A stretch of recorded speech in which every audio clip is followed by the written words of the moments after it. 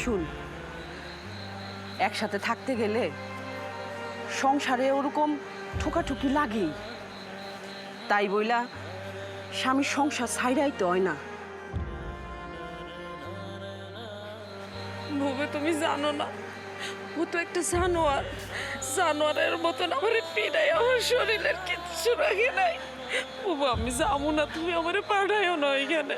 আমি জানি, আমি সব জানি। ও মদ খায়, ও জুয়া খেলে, ও তোরে মারে। কিন্তু আমরা কি করবো গো? আমরা তো মায়া মানুষ, আমাকে গলা চিপা শব্দ করুন যাইব না। আমরা দুটো এতিম বোন, আমাকে পাশে কেউ দাঁড়াইবো না শোনা, আমার পাশে কেউ দাঁড়াইবো না। তুই তোর মায়ের কথাটা ভাব, ওর ভবিষ্যতের কথা চিন্তা করে হইল তুই রাজুর ঘরে ফিরা যা। বুবু, আমি আজকে তোমার কাছে বোঝা হয়ে গেছি। না না, তুই আমার বোঝা হবি কেন? তুই আমার মার পেটের বই না হইতে পারস, কিন্তু তো আমার বাপের সন্তান। আমরা দুইটা বই, আমাকে বাপ মা নাই। আমি শুধু কইতেছি তো সংসারটা যেন কোনোভাবে না ভাঙে। আমি তো সংসারটা ভাঙা দেখতে পারো না। বুবু, তুমি আমারে আর আমার মাইয়ারে তোমার বোঝা মনে করো না। আমি যে কোনো না ভাবে একটা কাজ জোগাড় করবো। কাজ জোগাড় করে আমি আমার মাইয়ারে নিয়ে এখান থেকে চলে যাবো। আমি বুবু তোমার বড় বোঝা হইয়া থাকবো না। তুমি আমারে বোঝা মনে করো না। তুমি আমার আর একটা বারো কইও না এই পাশানের ঘরে যাইতে। বুবু আমি যাইতে পারবো না, আমি যাইতে পারবো না বুবু, আমি যাইতে পারবো না। আমরা তো মাইয়া মানুষ, আমগো গলা চাপা, সব কিছু মুখ বুঝা সহ্য করতে হইব। তুই তোর মাইয়াটার কথা ভাব, পর মুখের দিকে তাকায়া তুই সংসারে ফিরা যা। বুবু তাইলে আমার একটা কাজ ঠিক করে দাও।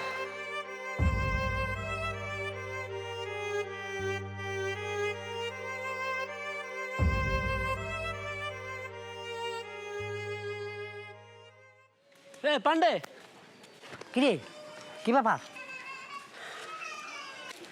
এই সাত্তারের বিষয়টা কদ্দূর এগুলো? এই তো সামনে চলে আসছে। চলে আসে মানে সে কি বের হয়ে যাবে? হঠাৎ এটা কি জেলখানা কি আমার বাপ দাদার যে আমি এখন তাই বললাম আর গেটটা খুলে দিল উনি বেরিয়ে বললো? মামলা অন্যদিকে গড়াইছে। অন্যদিকে গড়াইছে মানে কি? সোজা করে কস না। না মানে হচ্ছে যে মনে হচ্ছে ফাঁসি হয়ে যাবি। আরে তুই বলতেছিস কি? সাত্তারে যদি ফাঁসি হয়ে যায় তাহলে যারে বিয়ে করার জন্য আমি আমার বউরে মাইরে কাটে বাড়ি থেকে বাইরে করে দিলাম তারা তো আমি পাবো না। না, সাত্তারের ফাঁসি হওয়া যাবে না, কোনোভাবে সম্ভব না। আর বাবা আমি তো কম চেষ্টা করিনি, আমি তো বড় বড় উকিলদের টাকা পয়সা খাওয়াইছি। তুই টাকা খায় যদি এই কাজটা না করে তাহলে আমি কি করতে পারি? কি চেষ্টা করেছিস তুই? এতগুলো টাকা যে গইনে গইনে দিলাম, টাকাগুলো গেল কই? তাহলে কাজটা হলো না কেন? আরে বাবা আমি কি করবো? এক কাজ কর, তুই জমশের সাথে যোগাযোগ করে রাখ, মনে হচ্ছে কাজ হয়ে যেতে পারে। আরে না না, জামশেদ রেগুলা বইলা কোনো লাভ হবে না। আমি নিশ্চিত জামশেদ নিজেই হেনাটা গুড়ি করতেছে। তাহলে আমি কি করবো? আমি তো কম চেষ্টা করি নাই, মামলা তো চলে গেছে বড় করে। হ্যাঁ অনেক বড় বড় উকিল আছে, আমার কিছু করার নেই। বন্ধু বন্ধু, তুই না আমার অনেক দিনের পুরান বন্ধু পান্ডে। হ্যাঁ, লক্ষ্মী সোনা ভাই না আমার। তুই যেমনে পারো সেটা ব্যবস্থা কর, সারা না পাক অন্তত যাবজ্জীবন যেন হয় এটার ব্যবস্থা কর। নাহলে আমি একুল ওকুল কোনো কিছু পাবো না বন্ধু। বন্ধু তুই পারবি, আমি জানি তুই পারবি, তুই অনেক ভালো একজন উকিল আমি জানি। তুই একটা ব্যবস্থা কর বন্ধু। আমি চেষ্টা করতাম, আমি পারতাম যদি তুই আমার পা ধরতি। আসলে পাপ করেছিস তো, পাপের মাসুম দিতে হবে। এই পাপের মাসুম দেওয়ার জন্য পা ধরতে হবে। আমাকে এখন তোর পা ধরা লাগবে না? তুই কি অতীতের কথা ভুলে গেছিস? তুই কি করছিলি? তুই পাপ করিস নাই? আমার যে এতগুলা ক্লায়েন্ট ধইরা আইনে আইনে তোর কাছে দিলাম, কমিশন কি তুই খাস নাই? হ্যাঁ, এখন আমার পাপের কথা শোনাচ্ছিস? এলাকার লোকজনের ডাক দিয়ে আমি শোনাবো তোর পাপের কাহিনী? না না না না, দরকার নাই। আমি চেষ্টা করে দেখতেছি কি করা যায়। বন্ধুর জন্য বন্ধু যদি কিছু করতে না পারে তাহলে আমি কিসের বন্ধু আমার? আমার কাছে পুরো বিষয়টা কিরম জানি ঘোলাটে লাগতেছে। এরকম মনে হয়। আমি করে যাচ্ছি, তুই জামশেদের দিকে নজর রাখ। ঠিক আছে? ঠিক আছে ঠিক আছে। বিষয়টা তো ঘোলাটা মনেই হবে, মনে হবে না?